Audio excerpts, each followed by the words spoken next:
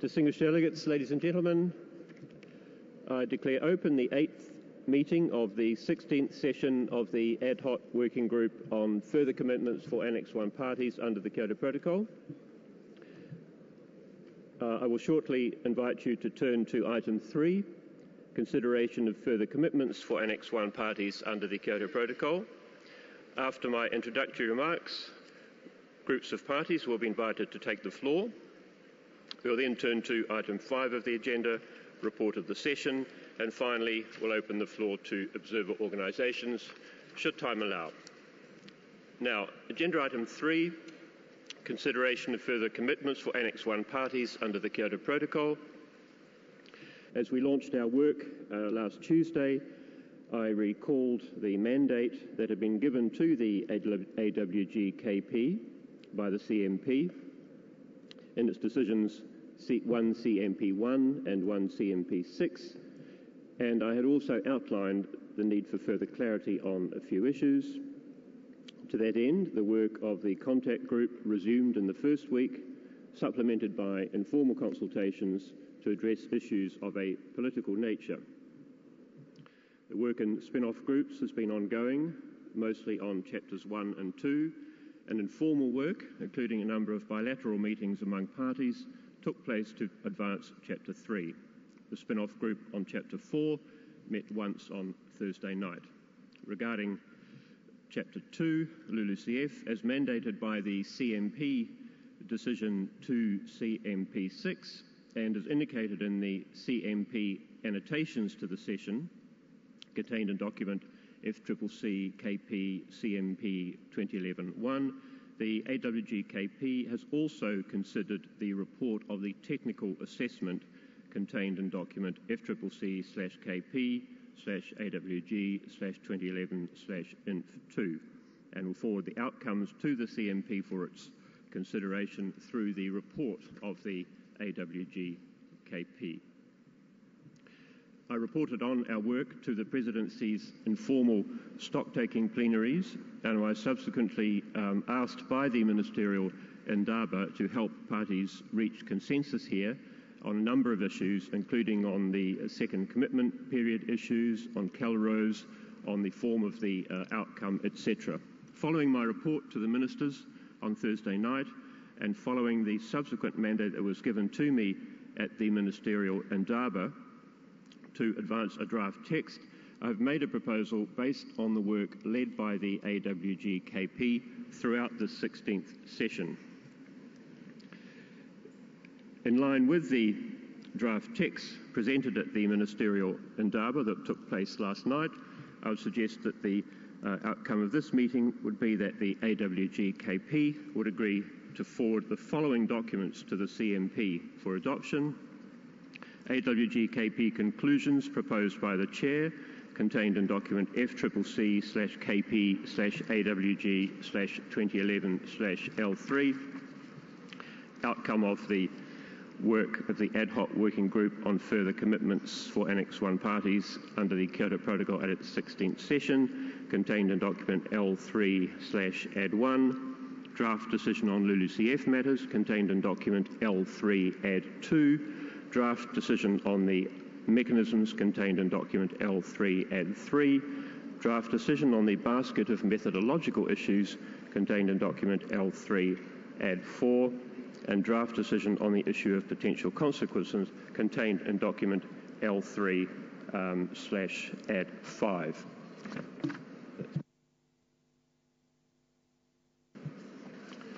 I now open the floor to parties. I see the European Union would like the floor. European Union, please. Thank you, Chair. I would just like to comment on page 2, paragraph 1, decides that the second commitment period under the Kyoto Protocol shall begin on January 1st, 2013 and end of 31st of December 2017.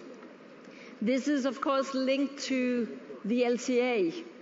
And it has been raised in the ministerial, and my understanding is that there is a general understanding that there has to be a symmetry between what we do in this KP and what we do in the LCA. So I just want to raise this point that there must be this symmetry, so it must be 2020, and then there'll be other texts to deal with the ambition gap and how to heighten ambition.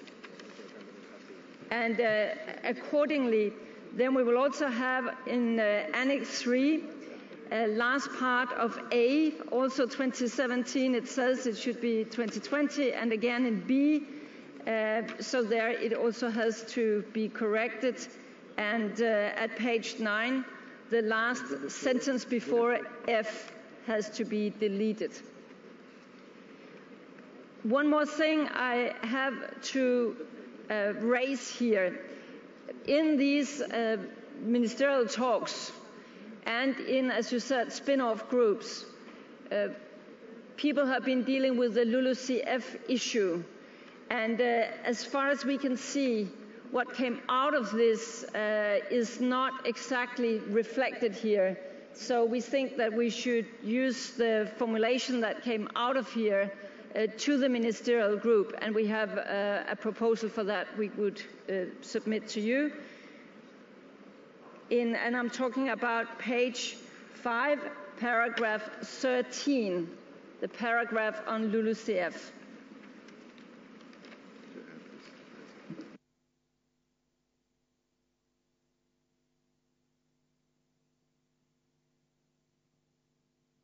European Union still? Yes.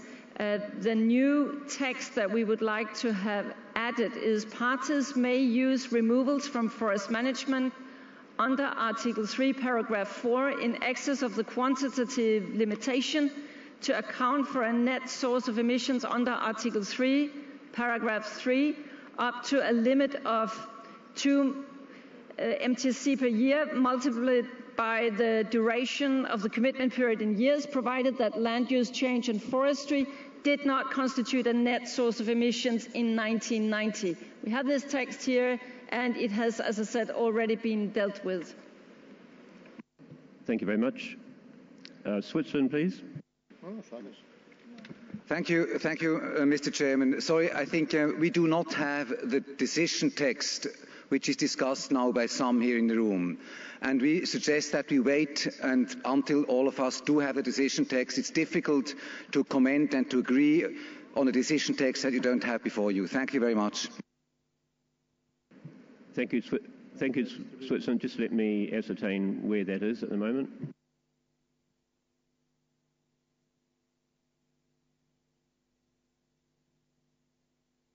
There are copies, I think, being distributed, I understand, and it is also, of course, they're also, of course, at the documents counter, and also on the web. I don't know, on the web yet. They're also available electronically.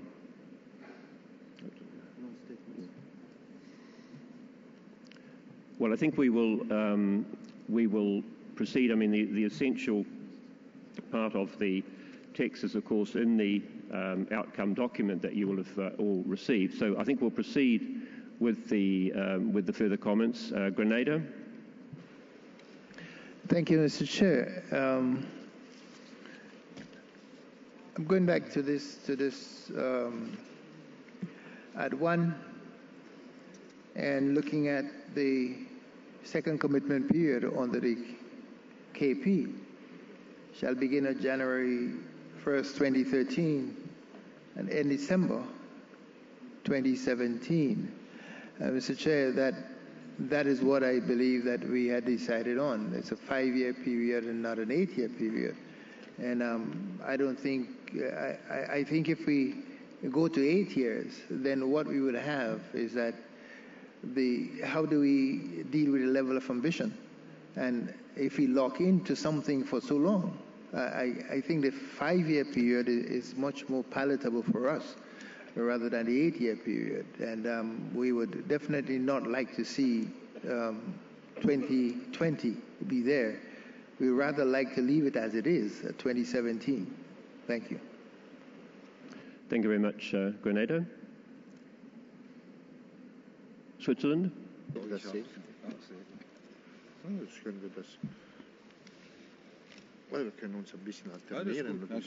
I think Japan wants to. Japan, please.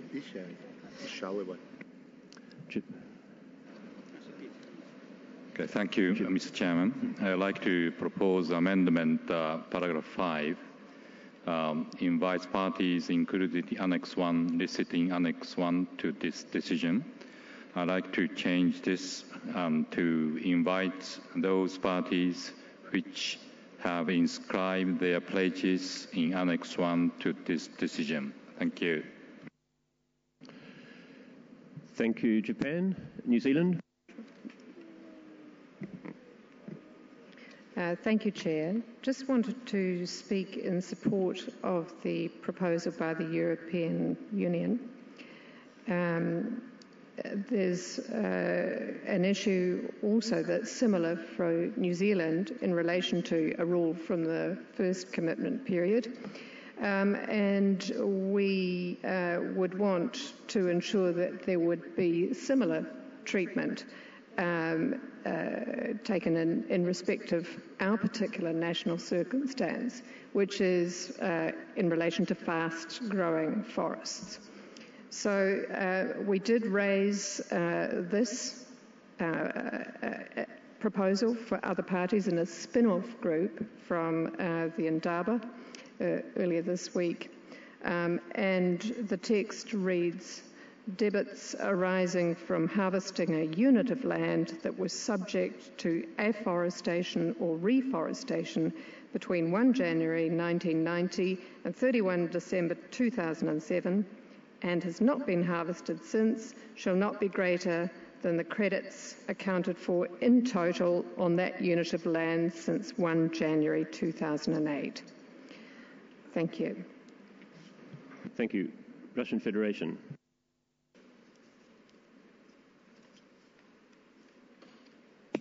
Благодарю вас, господин председатель. Я надеюсь, я правильно понял предложения, сделанные уважаемой делегацией Японии. И мы также бы хотели присоединиться к этому предложению, поддержать его.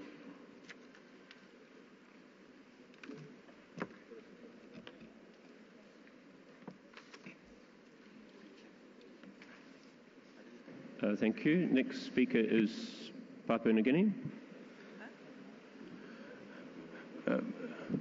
Mr. Facilitator, Chair, we're still having trouble keeping up. People are reading changes into text. We're still struggling to get hard copies of the text. It's hard to analyze whether we support, reject. What is it you suggest with regard to the process? Are we supposed to, if we disagree with text read in, you want us on the floor to say we disagree? Can you give us some ideas on the process forward, please? Thank you. Thank you, Papua New Guinea. I opened the floor for comments on the text. I had suggested, as I said, forwarding these documents to the CMP. I think you slightly anticipated that what I'm going to say. I think clearly we can't enter a drafting exercise. However, I'm listening to what the parties have to say. It is completely impossible to enter a drafting exercise, but parties are explaining their reactions to the text. If there is any text that parties consider, I know there'll be lots of text that parties would like to have added to this. If there's any text that parties consider is capable immediately of getting a full consensus here and does not change the overall balance of the text, then I guess that's something that could be tested very quickly. But it's clearly not possible to give parties the full opportunity to explore these possible changes in an oral format like this. And I do not intend to turn this meeting into a drafting exercise. Switzerland, please. Thank you very much. Let me, we do now have a text, Elfie at 1 in front of us, and we would like to make on this document 2 comments. The first is, of course, that the adoption of this document, of this decision, will depend also on other decisions that we also hope will be adopted here in Durban. And in this context, paragraph 1, we will have to adjust, is our assumption, the time frame of paragraph 1 with the time frame of other decisions.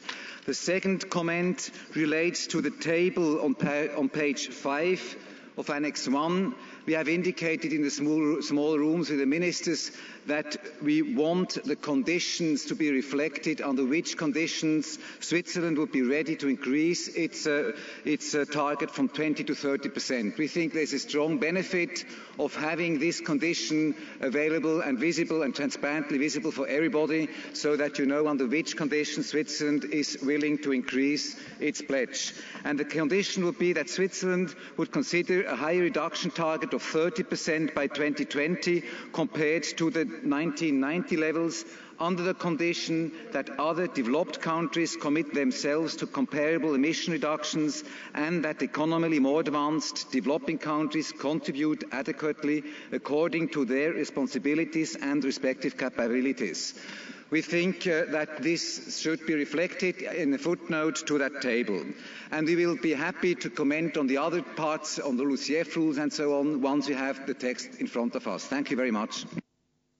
Thank you very much, Switzerland. I just point out on that last point that there is a reference in the annex to the document, the INF document, where the conditions for a number of the pledges were set out. Bolivia. Thank you very much, Mr. Chairman. We have seen the document L3/1, and we have some observations and proposals. In the beginning, a comment and observation about the preamble, which begins with aiming to ensure that aggregate emissions, etc., and finally it says at least 24 to 40%. We have a concern here. We think that this range is too big. It doesn't give us a clear answer of how much of the greenhouse gases are going to be reduced for the next years, and we need to have here single numbers in the intention to be clear about how much, in which level of ambition the reduction of GHG is going to be made. On the other side, in paragraph 5 says, invites the parties included in Annex 1, listed in Annex 1 to this decision, to submit information on their quell rows. As you know, we do not have quell rows here, but ranges of percentage, no clarity on quell rows, as we can see in Annex 1 in the table. We cannot invite the parties. The parties has to be mandated. We suggest to include the word mandate the parties included in Annex 1, etc., etc. And the issue related to the table, Annex 1, we miss some numbers here of some parties that have not presented their numbers related to quantify emission limitation or reduction commitments for the next period. We have so many emptiness here, no clarity in the numbers, but at the end of the table, we do not understand, maybe you can clarify us, the presence of 3 parties that are going to be out of the second commitment period, and those 3 parties are in the table with certain quantified limitation reduction commitment. Are they commitments? As far as we know, they haven't made commitments. So we do not understand, Mr. Chair, them to be in this table, even if we consider that they have decided not to be in Kyoto Protocol second commitment period. Thank you very much. Thank you. Russian Federation. Благодарю вас, господин председатель. Мне хотелось бы напомнить, что в отношении документа FCCC КП АВГ 2011 L3 Addendum 2 на 5-й странице у российской делегации имелось предложение, дополнительный параграф, который должен быть вставлен после 13-го параграфа Он имеется в изначальном проекте документа, который рассматривался в рамках консультаций и касается формулировок учета лесов. Я могу его кратко зачитать на английском языке, напомнить. Надеюсь, секретариат сможет легко восстановить. Надеюсь, что секретариат сможет легко восстановить это предложение. Речь идет о следующем. The quantitative limitations mentioned in paragraph 13 for accounting of anthropogenic greenhouse gas emissions by sources and removals by sinks resulting from forest management under Article 3, Para 4 in the second commitment period shall not be applied if the reference level of the party is not based on projection. Благодарю вас, господин председатель. Мы также хотели бы обратить внимание, что у нас имеется еще одна поправка. С вашего позволения, мне потребуется 1-2 минуты. Я попрошу у вас слово через 1-2 минуты, чтобы найти соответствующее место в раздаваемых документах. Благодарю вас. Thank you. Gambia, please. Thank you. Mr. Chair, we want to reaffirm our position on document KP L3 Add 1 with respect to Para 1 decides that the second commitment period of the Kyoto Protocol shall begin from January 2013 and end in December 2017. We just want to reaffirm our position for a 5-year commitment period. Thank you. Thank you. Australia. Thank you, Chair. My comment relates to I apologise, Chair, I just flicked over my paper. So on para 12 bis of FCCC KPAWG 2011 L3 Add 1, which relates to market-based mechanisms. To be honest, Chair, our preference would be to delete that paragraph, not have it in there, but in the spirit of amendments really that are just technical in nature, we don't think it's appropriate that the Kyoto Protocol stream talks about any units generated in market-based mechanisms to be established under the convention or its instruments, because that goes beyond the Kyoto Protocol. We think it's appropriate, if this was to continue in its form, to say any market-based mechanisms to be established under the Kyoto Protocol. Obviously, given the work program that we have before us tonight, there are potentially a range of market mechanisms that could exist under future arrangements, and we don't think it would be appropriate to lay down that marker outside the Kyoto Protocol. Thank you. Thank you. Colombia. Thank you, Mr. Chair. We want to note that the language that is contained in this decision, especially in paragraphs 3, 4, and 5, is language that we consider to be very weak. And we understand that this is a part of a package and that a package needs balance. But we think that the balance is seriously disrupted if we go to the proposal of having an 8-year commitment period. Like Gambia and others before me, we think that the proposal that is presented here in paragraph 1 is more than appropriate, and we don't want to lock in low ambition for 8 years more. Thank you. Thank you very much.